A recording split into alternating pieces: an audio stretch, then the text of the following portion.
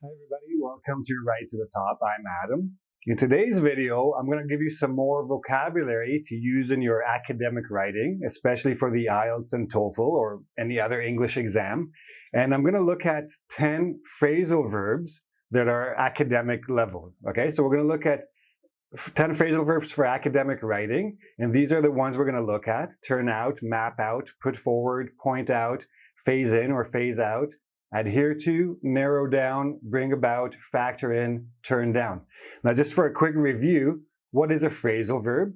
A phrasal verb is a combination of a verb and a preposition where the two words together can often have meanings other than the two individual words themselves. So I'm going to show you the meanings of each of these phrasal verbs, some synonyms you can use, and a couple of sample sentences for each so that you know how to use them, in what context, etc. So let's start with turn out.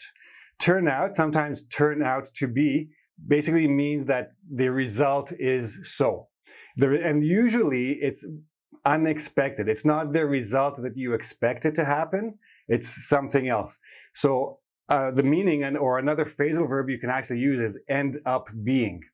End up being means the same as turn out to be, means the final result or something proves to be. So this is what's happening, and then this turns out to result in this. So a little bit you're thinking about result and unexpected. End up, result, ultimately means finally, at the end. After a thorough search of the building, the fire alarm turned out to be a false one. So somebody rang the fire alarm, the fire department came, they're expecting to find a fire, because that's what happens, and they look through the whole building and it turns out to be a false alarm. So in the end, finally, or it ended up being a false alarm. There's no fire. Be careful about what you include in your resume, because if it turns out that you can't do some of the things you claim there, your reputation will be damaged. So this actually happens a lot. People lie on their resumes, but a company might hire you because of a specific skill that you mentioned or something that you have experience in doing. If it turns out, if the result or the company finds out that you can't do this or you don't have this skill, they will fire you and you'll have a bad reputation and have a hard time getting another job. So turn out or turn out to be is your first phrasal verb. Next, adhere to. Now here I also added a couple more: abide by and comply with. All of these essentially mean the same thing. Adhere to has the literal meaning of stick, like physically stick, like glue, but it also means to follow or believe something strongly, like an idea or a principle or a religion, for example. Or it means to obey rules, laws, agreements. And abide by basically means keep, comply with means follow or do as you agree to do. In many situations, you can mix these phrasal verbs. The meanings are subtly different. Abide by means you keep the rules as they are written, as they were given. Comply with means do the action that you agreed to do. Adhere to basically means follow and obey the rules or the agreements that were made. Some synonyms: stick, attach, follow, obey. Stick and attach, that's the physical. So the patch, you have a, let's say you have a wallpaper on your wall, and there's a little hole. So you want to take a piece of wallpaper, like a small piece, and put it on top to cover it. So this is called a patch. Now, the only way that this patch will adhere to or will stick to the wall is if you remove the dirty surfaces. Like, you have to clean it. So the patch will not adhere to a dirty surface. If it's not clean, it won't stick. That's the literal meaning of adhere to. Many people believe in God, even if they do not adhere to the teachings of any particular organized religion. So you can believe in God, but not adhere to Catholicism or Islam or Judaism, for example. Or you don't have to abide by the teachings. You don't have to keep them. Adhere to, you don't have to obey their teachings. If either party fails to adhere to the terms of the contract, means follow the terms, or comply with, do as the terms say you have to do, or abide by means keep them the way they are written in the contract, they will be in breach of contract, and liable for any damages incurred. Breach means breaking the contract. Liable means responsible. Incurred means happen or get the damages that you acquire from breaking the contract. Okay, so that is adhere to. Let's move on. Map out. So just as you think about a map has roads and plans and legends and all that, and it shows you where everything is. So if you're going somewhere on a trip, you have a destination, you can use the map to know how to get there. You can use the same idea when you're making a plan. You map out the way you're going to do it. So if you have a campaign or you have a trip or you're just making plans, you want to put everything in order so you know what will happen at each step until you get to your goal, right? So synonyms are plan, outline, think through carefully, calculate, or create a blueprint for. Create a blueprint for. A blueprint is a synonym to a map. Depends how you're using it. Some people try to map out their entire lives right from college, only to be disappointed when reality has other ideas. So some people think that while they're in college, they'll study business, then they'll get a job with this company and work there for a year. Then they'll go to another company and work for a few years, and they'll move up the ranks and they'll become manager and eventually CEO, and then they will retire rich and happy. This is a good thing to do. It's good to map out your life, but don't necessarily have to stick to it you don't have to adhere to it too strictly, because reality will change things. Somebody will get sick. There'll be a strike. There'll be a recession. All kinds of things happen in life. So you can't really map out your life. You can have an idea though. Some people try to do it though. Up to you. Before spending even a penny on your business, invest some time to map it out so that no unforeseen expenses derail the project. If you're going to have a business, make sure that you have thought about all the different things you're going to need, all the problems you're going to have, all the solutions you may need to come up with. Basically everything that can happen, have it written down, have it planned out, have it mapped out, so there are no surprises and things don't cost you too much money and then you lose the business. Derail the project, take it off the tracks, make it not work. That's a good expression to use as well. It's idiomatic, so yeah, feel free to use that in your academic writing. So that's map out. Narrow down. So narrow is the opposite of wide. You have wide and you have narrow. So when you narrow something down, you reduce in size, volume, or focus. Now, we're not talking about physical things. You can't narrow down your staff. You can't make a smaller staff. You can narrow down the skill set of the staff you need. So you can narrow down, you can reduce the idea, or you can reduce the number of people you want to apply. So narrow down the qualified staff and get rid of all the other ones, right? Minimize, focus, concentrate, condense. Synonyms. Academic advisors often tell students not to apply to dozens of schools, well, that should be schools, S, but rather to narrow down their options to no more than 5 or 6 schools that they really want to attend. So if you're applying to university, don't send your application to 20 schools or 30 schools. Find 5 or 6 that you really want to go to and put all your energy on that. So narrow down your options, narrow down your potential schools. And notice that I italicized the two. If you want to express the limit within the sentence, so narrow down to that limit, whatever the number is or whatever the situation is. Okay. After the first round of interviews, the company was able to narrow down its list of candidates to invite to a second interview. So a company put out an ad for new employees. 1,000 people applied. So obviously they're not going to interview 1,000 people. So they go through the resumes, they look at all the people who make mistakes. They get rid of those. So they've narrowed down their resume choices to 500. Then they look at all the skill sets and the experience listed in the resume. And they narrow down their potential candidates to 100.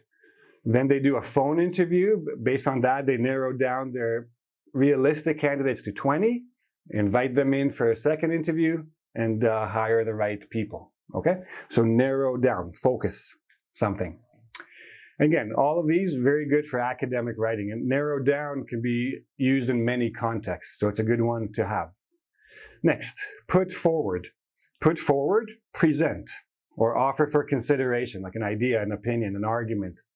Present, propose, offer, suggest. You can also put forward a person, means you nominate a person, or you put that person up for consideration, for a vote, etc. The arguments put forward by this study are questionable.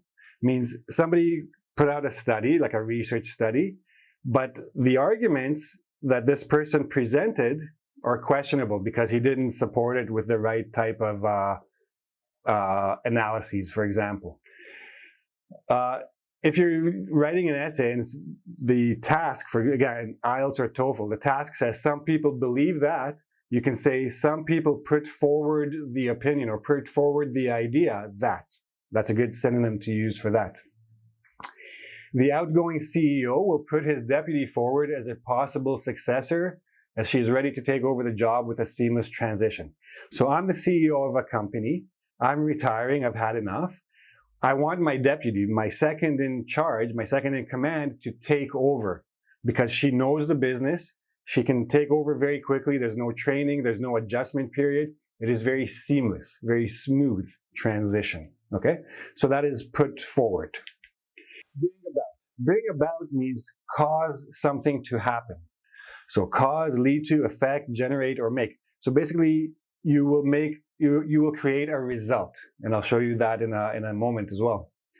Some sociologists are concerned that the rampant use or the widespread use of social media and the writing styles associated with it will bring about a rapid decline in future generations' literacy skills and employability. So these days, young people write mostly on social media. And they write, very short things, just words, maybe some emojis. They don't really use full sentences. The problem is that they're creating a bad habit. And if this bad habit continues, it will bring about a decline in their literacy skills. They won't be able to read like serious text. They won't be able to write well enough to communicate. They won't be able to get jobs. So this will be the result of this situation. This situation will bring about this result. Many economists agree that the fragile state of today's economy was brought about by. Now remember, a phrasal verb is still a verb. You can still use it with different tenses. You can use it in the active or the passive, etc. In this case, it's the passive. Was brought about by unchecked government spending. I can replace this phrasal verb. So the fragile state of today's economy is the result of, notice I changed the was to is because I'm talking about the result. I'm not talking about the cause of the result. So the bring about, you're talking about the cause and the result. And the result is just the result. So I hope that's a little bit clear. So that's bring about. Next. Point out. Now, literally, you can point something out with your finger. But in terms of writing, obviously your finger is not there, so you have to signal something, signify something. So bring attention to something. Literally with a finger, it should be a sign, not a sing.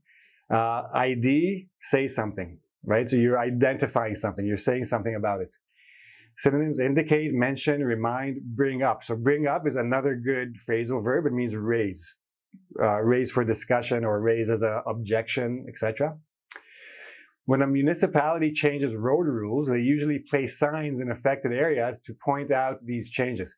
So before they change a speed limit from 60 kilometers per hour to 50 kilometers per hour, they will put all the signs around to point out to people that this road's speed limit will change in a couple of months. That way people are not suddenly surprised by it. Although the professor's example seemed relevant, a brave student was quick to point out a case study in which the principle would not work. So the professor brought an example to support whatever the topic of the class was, and a student pointed out or showed basically that this example doesn't work in this particular case. So this is a very important thing to remember about point out. Point out is usually used in reaction to something else. So you have an argument and then somebody points out a problem with the argument. Or he can point out a support for the argument, right? The professor presented an example. The student pointed out a problem with that example. While this argument has merit, it is worth pointing out that it lacks a concrete example to support it. So worth pointing out is a good expression. It means it's important to mention that, and then whatever you're going to mention. So something is good, but it's also important to remember that something else. It's important to point out in reaction to that first thing, okay? So that is point out. Factor in. So factor in, you're usually talking about including or making a calculation. That's where the factor comes in. So to consider certain details while planning something or making calculations, you want to include certain details. So consider, account for, include are synonyms. Account for, another phrasal verb that you can use in your writing. If you are making plans to travel to Canada in the winter, be sure to factor in the weather when packing your clothing. So when you're thinking about the clothes to wear, don't forget to consider to include warm clothing because the winters there are very cold. You know, sometimes -20, -30 in the winter. So make sure you have gloves, scarf, hat, etc. Many small businesses fail because the owners did not factor in unexpected costs before starting out. So while they were mapping out their business plan, they did not factor in, they did not include unexpected costs. And when these unexpected costs, like gas price goes up, so transportation is more expensive, or there's a strike with the workers, anything can happen. If you are not prepared for these unexpected costs, you can lose your business, you can fail because you'll run out of money. Okay, so that is factor in. Phase in, phase out. Basically, they mean the same thing, but in opposite directions. So when you phase something in, you introduce it slowly, gradually, over time, usually in stages. When you phase out, you remove it slowly, gradually, over time, in stages. This could be changes or rules or laws or systems. You can't do it suddenly because people won't adjust. When you phase in or phase out, you need to give people time to adjust to the new thing, whatever it is. So head office plans to phase in new POS systems, point of sale systems, at all locations. Now, they can't go to all locations and suddenly change everything. So they will phase it in over the next 6 months, including training for all staff. They will go to one store, they will put in the new system, they will train the staff, make sure everything's running smoothly. Next store, next store, next store, until they've done all of them. The Army wants to phase out its use of manned surveillance flights, so planes with pilots, over enemy territories and replace them with remote operated drones. So they want to take out the pilots and use more drones. Phase out the pilots, phase in the drones. So it's not too quick, everybody can adjust, all the technical people can adjust, the pilots can find new work, etc. Okay, so that's phase in, phase out. And last one, turn down. Now remember, phrasal verbs have multiple meanings. So you can turn down the volume on your stereo, you can turn down the lights. But what I want to look at here is, in terms of academic writing, turn down, not accept something, or an offer or a request. To decline, to say no, to refuse. So in some cultures, it is considered impolite to turn down a dinner invitation from a colleague. If somebody asks you out for dinner, like a coworker or someone you meet at a business conference, in some cultures, if you say no, they will consider it an insult. So just go for dinner, even if you're not hungry. But in other cultures, you can just take a rain check. A rain check, a good expression. It means promise to do something another time. These days, young people often turn down good job offers from companies that do not have strong environmental records. So young people today care about the environment. A company that is a big polluter might offer a young person a very good job, but they will turn it down because they don't want to be associated with a company that destroys the environment. They will refuse the job offer. Okay, so there you go. 10 phrasal verbs with different uses. Make sure you know how to use them. Make sure you know their meanings. be 100% sure of the meaning and the usage of a phrasal verb before you try to put it in your essay. Don't force them in, okay? So how do you practice? Make sentences here below in the YouTube comment section. You can go to my Facebook page. You can go to my Instagram page. There's the link for that. You can try to get on there. If you want more writing practice and reading practice, you can also join my Facebook group. There are a lot of people in there right now. They're reading, they're writing, they're commenting. Join up. Use some of these phrasal verbs in there. Again, it's all about practice.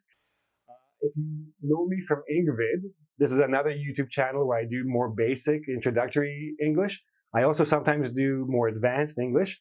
I have another video with another 10 phrasal verbs. You can go watch that. The link is below in the YouTube description box. And that's it. I hope these were helpful. I hope you can use these in your writing. If you want to increase your vocab score, use idiomatic language. Don't forget to watch my video about idiomatic language to understand what that is. It's phrasal verbs, idioms, collocations. Get to know these. And then that's it. Yeah. If you like my video, give me a like. Don't forget to subscribe to my channel and click the notification button so you'll get notices when I put up a new video. And come back soon. I'll give you some more vocab lessons, grammar lessons, writing tips, test tips, etc. See you again. Bye-bye.